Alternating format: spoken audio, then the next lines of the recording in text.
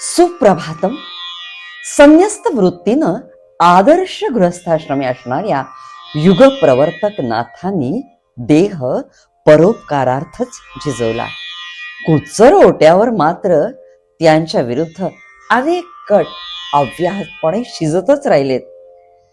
पण सामाजिक समरसतेचं व्रत घेतलेल्या जनसामान्यांना भक्तीचं पाथेय देणाऱ्या नाथ महाराजांची कीर्ती मात्र वर्धिष्णूच होत राहिली. एक दिवस नाथ महाराज पूजेत व्यग्र असताना कर्नाटकातल्या शिरहट्टीहून आलेल्या सावकारानं घाईघाईत त्यांच्या देवघरात प्रवेश केला. पांडुरंगाची अत्यंत सुबक आणि रेखीव मूर्ती नाथ महाराजांच्या हाती देत तो म्हणाला, महाराज घ्या ही आपली अमानत आणि मला मात्र आपण ऋणातून मुक्त करा बरं. महोदय, आपण कुठून आलात आणि ही रेखीव मूर्ती माझी अमानत कशी काय असू शकते? महाराज, मी कर्नाटकाहून आलोय. आमच्या घरी जशी पिढी जात सावकारी तशीच पांडुरंगाची उपासना देखील आहे. सोन्याचा कळस चढवून मी देखणं पांडुरंगाचं मंदिर बांधलं. 2.5 किलो वजनाची मौल्यवान रत्न जडवलेली ही 1.5 फुटी पांडुरंगाची रेखीव मूर्ती कुशल कारागिराकडनं करवून घेतली. प्राण प्रतिष्ठापनेपूर्वी यज्ञयाग सुरू झालेत. स्थापनेचा दिवस जवळ येऊ लागला. सलग 3 दिवस मजला पांडुरंगानं स्वप्न दृष्टांत दिला. मला गोदाकाठी पैठणला माझ्या भक्ताकडे एकनाथाकडे तू पोचीव. स्वप्न म्हणून मी पहिल्यांदा दुर्लक्षच केलं. स्वप्नाला कशाला एवढं महत्व द्यायचं? परत 4थ्या दिवशी तोच स्वप्न दृष्टांत झाला. आता मात्र मला पांडुरंगानं निर्वाणीचं बजावलं. तू मला जर नाथा घरी नेलं नाहीस तर तुझा निर्वंश होईल. महाराज, मी खडबडून जाग झालो आणि ताबडतोब पैठणची वाट धरली. महाराज, आपण कृपा करून ह्या मूर्तीचा स्वीकार करावा, म्हणजे मी आपल्या ऋणातून मुक्त होईल आणि माझ्या जीवाला चैन पडेल. सगळा वृत्तांत कथन करीत असताना सावकाराच्या डोळ्यातून घळाघळा अश्रुधारा वाहत होत्या. भक्तवत्सल पांडुरंगाला श्रद्धाभावानं प्रणाम करीत मूर्ती कपाळाला लावीत नाथ महाराज म्हणाले, त्रैलोक्य रक्षका, अरे सावकाराकडं तुला पंचपक्वान्यांना कमी नाही. मी तुला काय देणार?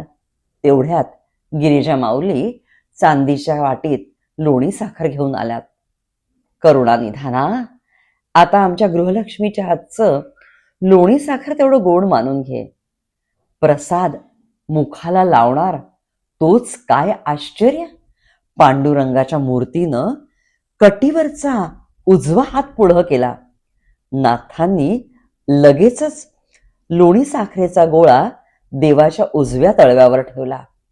मूर्तीनं त्वरेनं तो प्रसाद देखील भक्षण केला.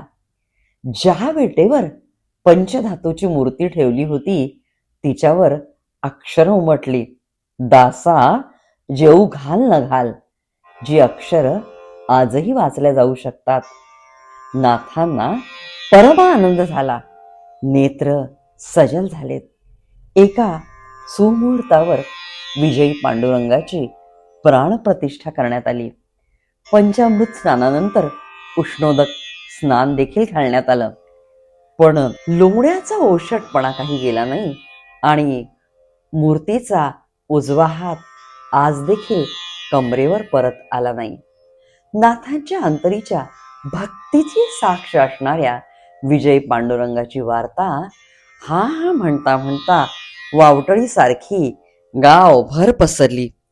लोकांच्या झुंडीच्या झुंडी दर्शनाला येऊ लागल्या. पंढरीनाथ महाराज की जय. गजरानं वाडा दुमदुमून गेला. कृपासागरा, तुझ्यासाठी सावकारानं मंदिर बांधून सोन्याचा कळस चढवला, तरीही हे विजयी पांडुरंगा तू पैठणात स्थिरावलास. तुझ्या वास्तव्यानं आज पैठण भूवैकुंठ झालाय. त्या दिवशी जगताधाराला पंचपक्वान्यांचा नैवेद्य दाखवण्यात आला. गिरिजा माऊलीनं स्नेहभरानं स्वहस्ते पुरण रांधलं. हजारो लोक भोजन प्रसाद घेऊन अगदी तृप्त झाले. कर्नाटकचे सावकार देखील नाथ दरबारी कीर्तन रंगी रंगलेत. कीर्तनाला असलेली अलोट गर्दी आणि नाथांवरचा भक्तिभाव पाहून ते प्रसन्न झालेत. कर्नाटकच्या सावकारानं विजय पांडुरंगासाठी पैठणला मंदिर देखील बांधून दिलं.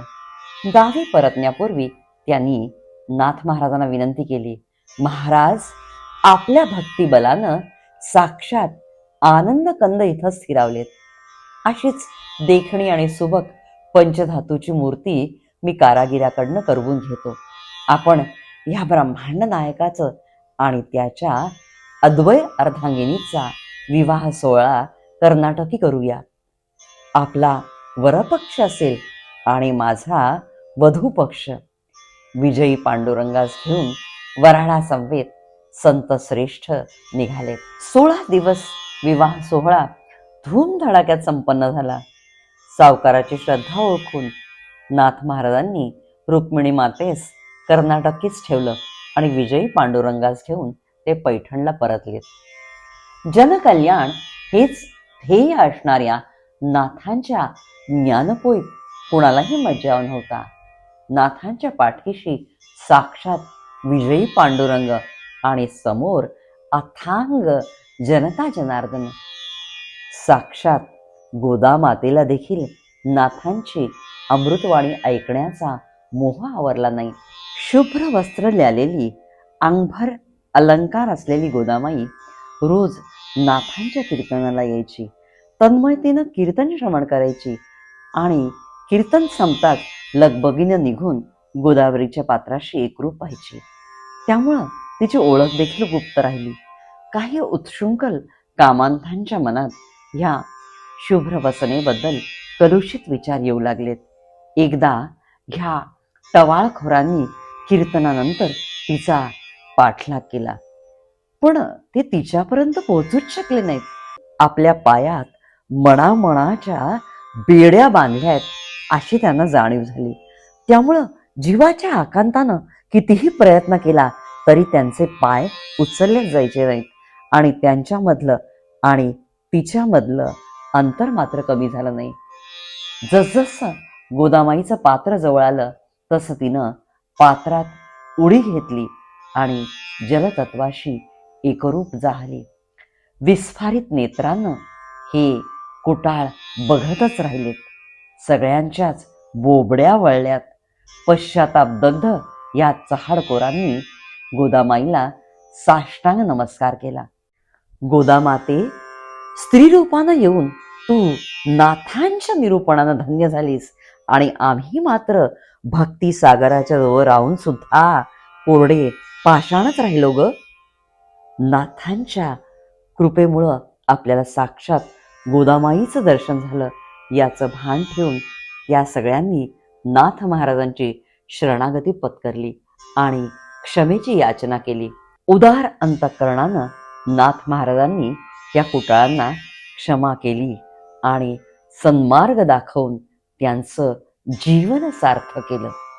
कृतिशील समाज निर्मितीसाठी अखंड समाज प्रबोधन करणाऱ्या, नरातलं नारायणत्व जागृत करण्यासाठी भक्तीचं पाथेय देणाऱ्या, समाजाला स्वधर्म शिकवणाऱ्या समाजधुरीण संत श्रेष्ठ श्री एकनाथांना आणि त्यांचे श्री गुरु जनार्दन स्वामींना माझे कोटी कोटी प्रणाम.